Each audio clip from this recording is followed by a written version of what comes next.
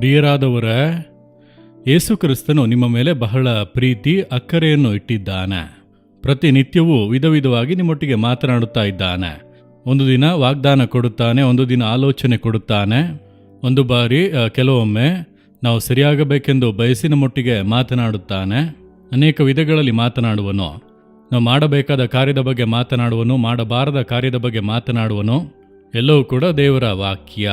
ನಾವು ಗಮನವಾಗಿ ಕಿವಿಗೊಡುವಾಗಲೇ ದೇವರ ಆಶೀರ್ವಾದಗಳನ್ನು ಹೊಂದಬಹುದು. ಇಂದು ಒಂದು ಮಾತು ಕೊಡುತ್ತಾರೆ, ಇದು ನಿಮ್ಮ ಕುಟುಂಬಕ್ಕಾಗಿರುವಂಥ ವಾಗ್ದಾನ. ಕೀರ್ತನೆಗಳು 122 7ನೇ ವಾಕ್ಯದಲ್ಲಿ, ನಿನ್ನ ಪೌಳಿ ಗೋಡೆಗಳೊಳಗೆ ಶುಭ ಉಂಟಾಗಲಿ, ನಿನ್ನ ಅರಮನೆಗಳಲ್ಲಿ ಸೌಭಾಗ್ಯವಿರಲಿ. ದೇವರು ಶುಭವನ್ನು ಸೌಭಾಗ್ಯವನ್ನು ಕೊಡಲು ಬಯಸುತ್ತಾರೆ. ನಮ್ಮ ಪೌಳಿ ಗೋಡೆಗಳು ಅನ್ನುವಾಗ ನಮ್ಮ ಮನೆ. ಎಲ್ಲಿ ಅರಮನೆ? ನಾವು ಗುಡಿಸಲು ಮನೆಯಲ್ಲಿ, ಸಾಧಾರಣ ಮನೆಯಲ್ಲಿ ಇದ್ದೇವೆ. ಅದುವೇ ನಿಮಗೆ ಅರಮನೆ. ಸಾಧಾರಣ ಮನೆಯಾಗಿರಬಹುದು, ಅದು ಚಿಕ್ಕ ಗುಡಿಸಲಾಗಿರಬಹುದು, ಹಳೆಯ ಮನೆಯಾಗಿರಬಹುದು, ದೊಡ್ಡ ಮನೆಯಾಗಿರಬಹುದು. ಏನೇ ಆಗಿದ್ದರೂ ಕೂಡ ನೀವು ವಾಸವಾಗಿರುವಂಥ ಮನೆ ನಿಮಗೆ ಅರಮನೆಯೇ. ಅದರಲ್ಲಿ 2 ಆಶೀರ್ವಾದಗಳಿರಬೇಕು. ಅದುವೇ ಮುಖ್ಯ. ಯಾವ ಆಶೀರ್ವಾದ? ಶುಭ ಸೌಭಾಗ್ಯ. ಅರಮನೆಯಂಥ ಮನೆ ಇದ್ದರೂ ಸಮಾಧಾನ ಇಲ್ಲದೇ ಇದ್ದರೆ ಏನು ಪ್ರಯೋಜನ? ಯೋಚಿಸಿ.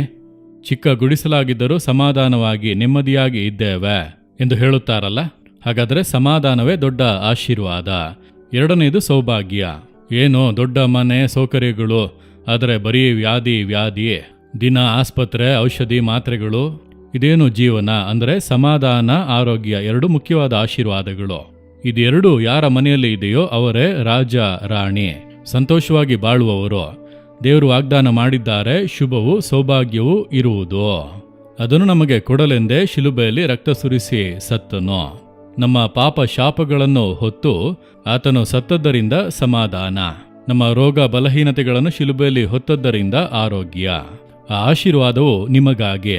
ನೀವು ಕೇಳಿ ಹೊಂದಿಕೊಳ್ಳಬೇಕು. ವಾಗ್ದಾನವನ್ನು ಹೇಳಿ. ನೀವು ಹೇಳಿದ್ದೀರಿ, ನನ್ನ ಮನೆಯಲ್ಲಿ ಸಮಾಧಾನ, ಶುಭ ಸೌಭಾಗ್ಯಗಳು ಇರಲಿ.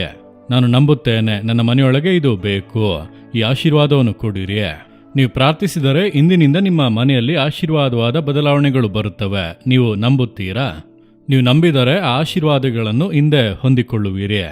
ಕೆಲವರು ಹೇಳುತ್ತಾರೆ, ಅಯ್ಯ, ದೇವರು ನಮ್ಮನ್ನು ಆಶೀರ್ವಾದವಾಗಿಟ್ಟಿದ್ದಾರೆ, ಯಾವುದೇ ರೋಗ ಬಲಹೀನತೆಗಳು ಇಲ್ಲದೆ. ಬಹಳ ಸಂತೋಷವಾಗಿ ಆ ರೀತಿ ನೀವು ಕೂಡ ಹೇಳಬೇಕು. ಅದುವೇ ದೇವರ ಇಷ್ಟ.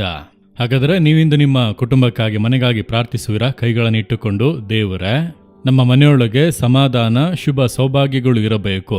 ನೀವು ವಾಗ್ದಾನ ಮಾಡಿದ್ದೀರಿ. ನಾವು ಸಮಾಧಾನವಾಗಿ, ಶುಭದಿಂದ, ಸೌಭಾಗ್ಯವಾಗಿರಲು ನೀವು ಶಿಲುಬೆಯಲ್ಲಿ ಸತ್ತೀರಿ. ಈ ಆಶೀರ್ವಾದವನ್ನು ನಮ್ಮ ಮನೆಯಲ್ಲಿ ಕಟ್ಟಲೆ ಇಡಿ. ನಮ್ಮ ಕುಟುಂಬದಲ್ಲಿ ನೀವು ಕಟ್ಟಲೆ ಇಡಿ. ನಮ್ಮ ಮನೆ ಒಂದು ಸಮಾಧಾನದ ಮನೆಯಾಗಿರಬೇಕು, ಒಂದು ಆರೋಗ್ಯವಾದ ಮನೆಯಾಗಿ ಇರಬೇಕು. ನಮ್ಮ ಮನೆಯಲ್ಲಿ ಎಲ್ಲರೊಳಗೂ ಒಂದು ಸಮಾಧಾನ ಇರಬೇಕು. ಎಲ್ಲ ರೋಗಗಳು ನೀಗಬೇಕು, ಸೌಖ್ಯ ಉಂಟಾಗಬೇಕು. ಇಂದಿನಿಂದಲೇ ಒಂದು ಬದಲಾವಣೆಯನ್ನು ನಮ್ಮ ಮನೆಯೊಳಗೆ ನೋಡಬೇಕು. ವಾಗ್ದಾನದ ಆಶೀರ್ವಾದ ನಮ್ಮ ಮನೆಯೊಳಗೆ ಉಂಟಾಗಲಿ. ಯೇಸು ಕ್ರಿಸ್ತನ ನಾಮದಲ್ಲಿ ಪ್ರಾರ್ಥಿಸುತ್ತೇವೆ.